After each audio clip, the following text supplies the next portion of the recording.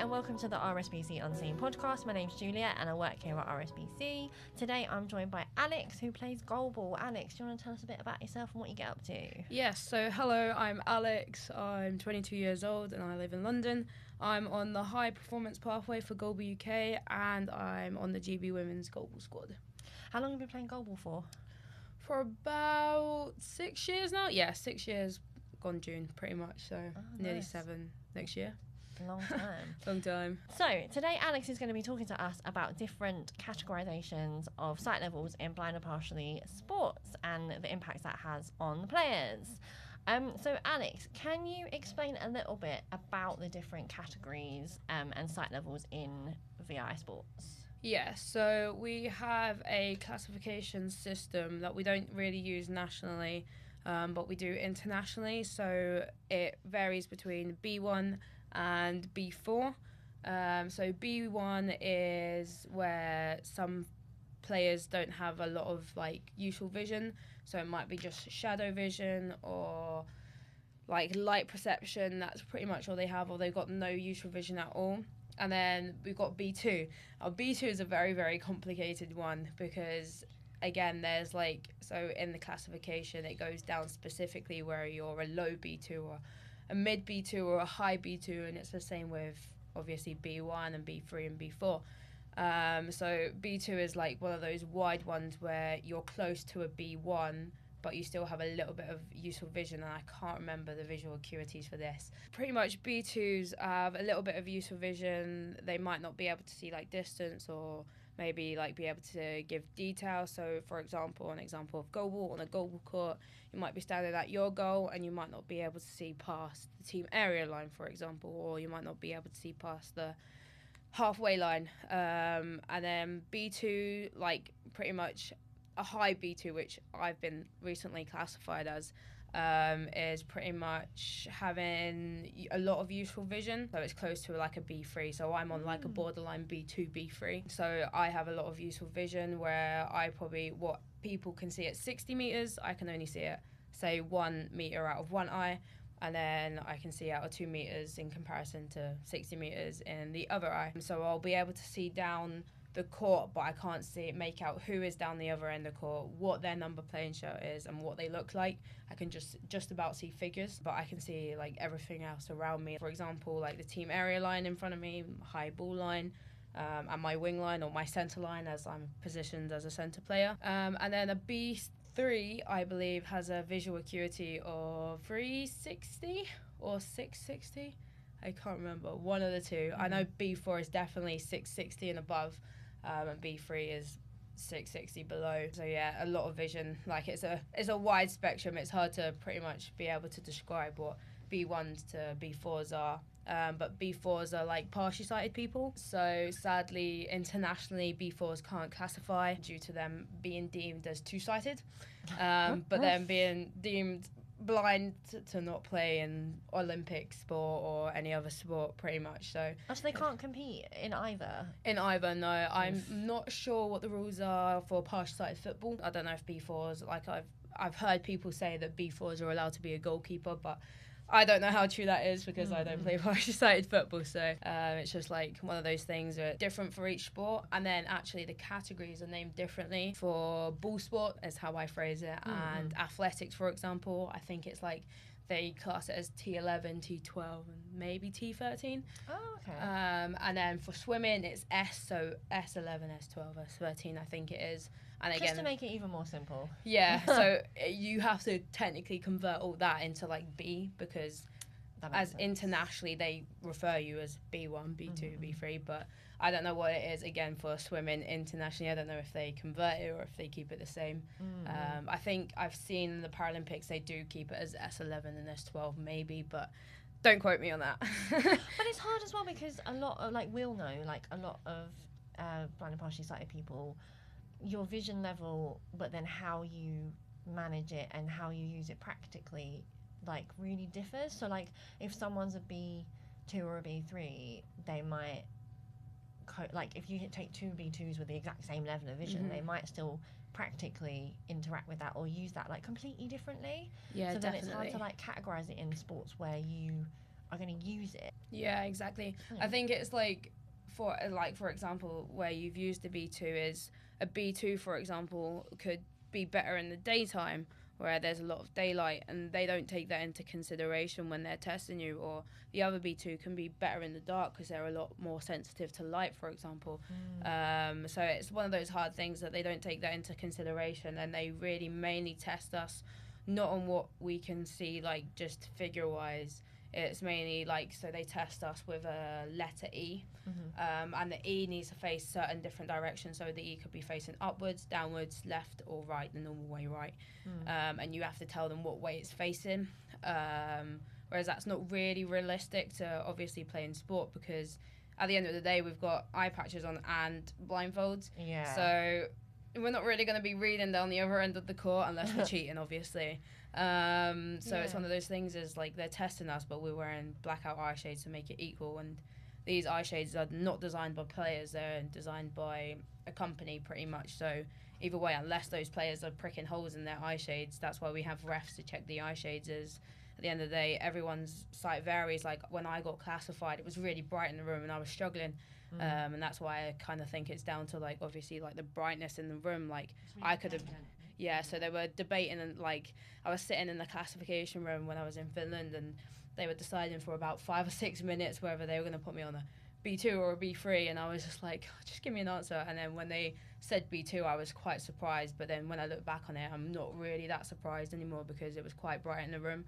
And I was like squinting but trying not to squint because it looked like I was trying to see. And that's one of those things where you've got to be careful, because either way they're going to be testing you what you can see letter wise, what way it's facing, and it's one of those things where. So talk me through how the categorization process works then. So when we go to get classified, we have to get a medical diagnosis form. So we kind of have to go into, so we went for us as Goalball athletes, we went into the London clinic, I think it's called. So obviously we already had our diagnosis, we already know what our eye conditions are, because I'm not really going to go into a sport and be like, I don't know what my eye condition is. Yeah. But this is what I can and can't see, unless you are new to the sport and you're pretty much new to like recently getting blind, and that's understandable. But for me, I was born with my eye condition, so they were quite understanding and aware that I was very sensitive to bright light. So I have aniridia, so I have no iris. So anything that shines into my eyes, they go straight through to the back of the eyes, and I'm quite sensitive. So every time I go to the doctors and they shine a bright light in my eye, I'm like, ow!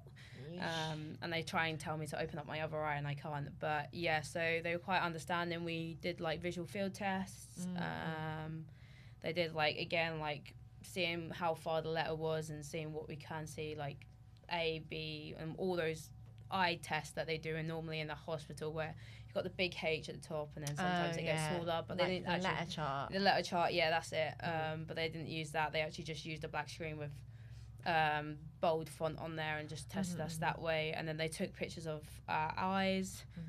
So there was proof of like obviously if there was anything wrong with like visual pathways or anything like that. Pretty much. And then we'd take that, everything that they've written down medically, and then we'd take that back to our national governing body, and then they'd send that off pretty much to, I think, IBSA. And then obviously when we go to then get classified internationally, they have that document there. And we also take a paper form anyway, because apparently there is a lot of problems with their computers, and always sometimes good in 2025. Yeah, exactly, and their systems are always down, so it's always good to have a paper form, and we always bring that.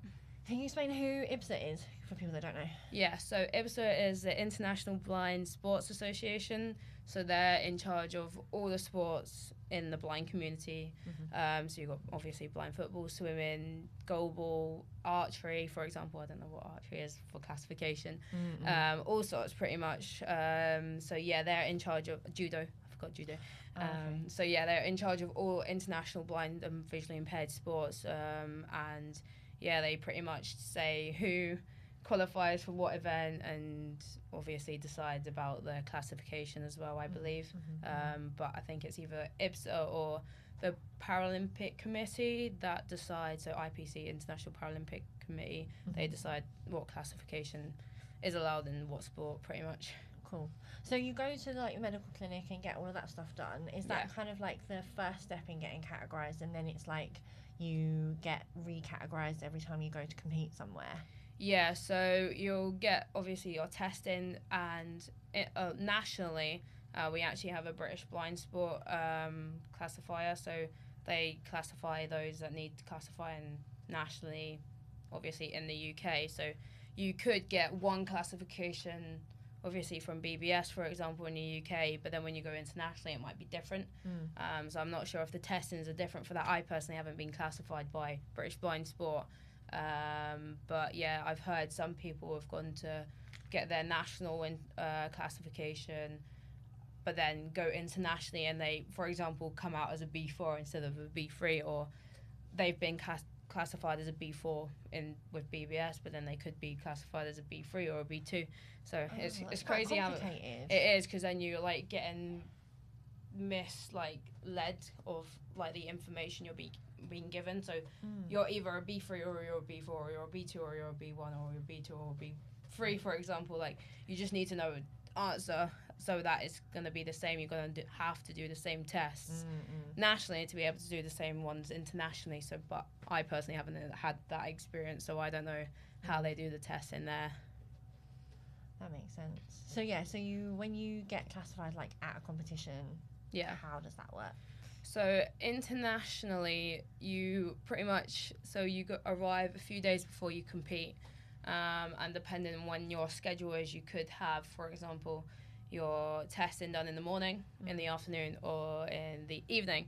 Luckily, all of us had our classifications all on the same day. The men went first and the women went afterwards. And so actually our classifications times actually got brought forwards because they were actually doing it quite quickly, surprisingly, because when I got my first classification done back in 2022 at the European Para Youth Games, it was quite long, so we were a bit delayed. But yeah, pretty much so for example, for me, I had like an afternoon slot, so I was sitting around in my room for quite a while, bored out of my mind. So I was like to my roommate, can we just go for a walk? Let's just go for a walk. So we walked around while a couple of my teammates were getting classified, and then when we got back, the boys had finished their classification, so I played Jenga with them and stuff. And then it was time for me to pretty much go. So walked down, had to pretty much emphasize that I'm using my cane, and they'll so as soon as you step into the room, they'll test you. So the moment you walk to that door and you start to walk in, they'll test you from there. So can you sit on the chair? And in my head, I'm like, okay, this is my first test. You're gonna test me to try and find a chair. If I see a chair, I'm gonna walk straight to it. But then I searched around the room and saw there was 3 chairs. I was like, what chair? And so we had a member of staff, and he guided us to the seat that I needed to be on, so that was quite good. And so yeah, sat down, and then they had a tape measure on the floor. I can't remember if it was in inches or meters or whatever it was. They would just say numbers. I just heard numbers every time I said what way the E was facing.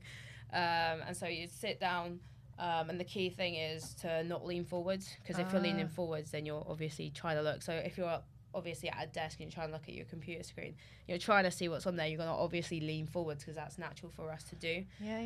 So our thing was to lean back, not lean back, but just make sure our posture was right and just stay in the same, because if we're slowly inching forwards, it's going to, and they're moving backwards, for example, then it's going to get better and better, because they're going to try and force us to try and see it, and then we might have to guess. So yeah, we sat back with our backs against the back of the chair, and then they start testing us from there. So yeah, pretty much I told them what way the E was facing, and if I couldn't see it, I was like, I can't tell what way it is. It's just blurry. It's just a blob. It's a black blob. And can you try and see it though? Are you able to try and see it? And I'm like, no, I can't. I can't see it. And they were like, okay, that's fine. And then they do certain movements, and it's one of those things where they try and catch you out by making it sound like they're moving with the paper, but they're not. They might just outstretch their arm. That's a really strange process, because the first thing they're doing is it goes against a lot of visually impaired persons natural instincts to kind of adapt, right? So I'm going to bring this closer, or I'm going to squint harder, or I'm going to ask this person to help me, or I'm going to do that. Like, it already kind of starts you off on edge, and then you sit down and you're like, it's weird that they want to like catch people out. Like, obviously they have to be fair, and they don't want, they want people to be categorized accurately, especially for sports that are not played like with shades, right? Yeah. So I get it to an extent, but it is a bit like, it's a weird. And I like, do you think some athletes and players find it a little bit like stressful and traumatic? Because you know what it reminds me of? A little bit of like things I hear about, like people going for PIP assessments and like feeling like they're gonna, like, I'm sure it's not exactly the same, but like, do you think maybe like, are there people that get really stressed out by it? Yeah, it could be, especially for your first like classification like test, and it can be quite daunting, because like luckily we got told, like especially before I went to the Para Youth Games, that they will force you to try and obviously see, and don't feel like you have to try and see it. Just do what you naturally feel like in the moment that you can see, and don't try and guess. So I was thankful in that front that I had that, because otherwise I would, like, when I was younger, a lot younger, I'd try and like be like, I can see this. Kind of thing. We kind of mask and we compensate, right? Yeah, like, exactly. So you're like, oh no, I'll try and do this thing to make it so that I can adapt to this. It's exactly. Sort of the opposite point. Yeah, exactly. So like I grew up like knowing the shapes of what the letters looks like. So I'd be like, that's an A, or that's an E, or that's like, I could just about tell between like an E and an F, for example. But it's like, and the G and an O, for example, or maybe a P and a D. For example, like I just about make out what it is by the shape, but I wouldn't be certain on it. So if they did that, and I didn't, obviously I went into the classification being like, okay, I'm going to try and see, because I want to classify as a B3. But then what does a B3 kind of like classify as? And I didn't know that at that point. So I didn't really know what the classification thing was. So I would probably like lean forwards, and I would try and squint, and I'd try and see and be like, oh, I'm going to try and see this. So just so I can be like, I'm a B3. But then it might turn out that I'm either non-classifiable, or I'm a B4 or a B5, for example. B5s aren't really a thing, apparently, but it is nationally, which I don't know what a B5 is, but they're like partially sighted but sighted, I guess. I don't know. But so here's my question then. Why do they categorise for a sport like, let's just take goalball, because I think it's quite unique in that it is, everybody is blindfolded, and that's the expectation going in. There aren't levels. There's like, you know, like football, there's blind football and partially sighted football. You don't have that for goalball. So why even categorize? Like, obviously you want all players to be VI, because it's not a game for sighted people. You know, they've got their own sports. They don't need ours. But like, so I get that to some extent, but like, you're all shaded. Like, so why, other than the bare minimum of asking for like, not like medical records, but you know, like being like, can you prove that you are registered visually impaired? Like for the UK, have you got a certificate of visual impairment? Yeah. Why do they need more than that? Why is that not enough? I think it's probably, again, it's quite hard, because obviously, goalball is like a unique sport. So it's one of those where we have to be blindfolded, and whereas obviously, like you mentioned, partially sighted football, they'll have B2s to B3s, for example, whereas blind football have B1s, but then goalball has all three levels, and I think you have to be classified, just because if you're like, for example, partially sighted, but you can see a lot down the other end of the court, you can cheat, and there has been over time that players have cheated, where they, for example, if you just have eye shades and not patches, then you can position your eye shades in a certain way to the point where you can actually look. So basically, our eye shades that we wear, we have foam padding, and there's like a little gap where our eyes don't fit in, but it's like it's a big gap kind of, where our eyes pretty much go in, so it's not covered by the foam and stuff, and our eyes don't get irritated or rubbed against the foam. And then we've got like a beak, like it kind of looks like a penguin. When you put them on, you look like a penguin, and so the beak covers the nose and it's protective. And because that beak's quite big on some eye shades, there's like a little gap. So if you position your eye shades to the point where maybe the foam's on your eye, or you move the shades to your left, your right, and so you can see out through your right eye, you can peek through the little beak, and you can tell when people are cheating sometimes, because the way they move their heads up or down, you can see that they're kind of cheating on court. They're trying to see where the ball is. So that's probably why that they want to keep it like obviously fair and having B1s to B3s and it's such a unique sport. But then how are they going to protect those that are pretty much B1 facing against B3s? Because then they can cheat. Different. It's like they can use their vision to cheat, whereas B1s might not be even able to do that. So then I think that's where the patches then come in, where we have to put patches on our faces to cover up the eyes, make sure that's all covered, and then put our eye shades on. And again, you can cheat with the patches, for example, because if you put cream on your face, I like to moisturize my face, so when I started like getting patched, I was realizing this is coming off really quickly. So internationally, if you put like cream on your face, or for example Vaseline on your face, the patches aren't going to stick down, or the sellotape's not going to stick down either, so then there's going to create a little bit of a gap where you can peek through. And then obviously if you put your eye shades on in the wrong position, then you can still peek through and then cheat that way as well. Who knew that this was going on in the goalball community? Honestly, it happens in a lot of the sports, and you're like, you don't know why you want to cheat, to be honest. Exactly. You're not going to progress either way, and you're going to get caught out, and you're not going to be able to play anymore, and you might get banned. Like, who knows? I've never heard anyone that got banned before, but still, it seems like not worth the hassle to just play and have a nice game. No, exactly. Cool. Thanks, Alex, for coming and chatting to me about that and all the unexpected controversy around categorization. I wasn't expecting that. That's all right. What have you got coming up in 2026, goalball wise? We've got a few international competitions, so the Malmo Lady Intercup, the Berlin Nations Cup, but our major one is the World Championships in China. Oh wow. Well, good luck for all of that, and hope it goes well. Thank you.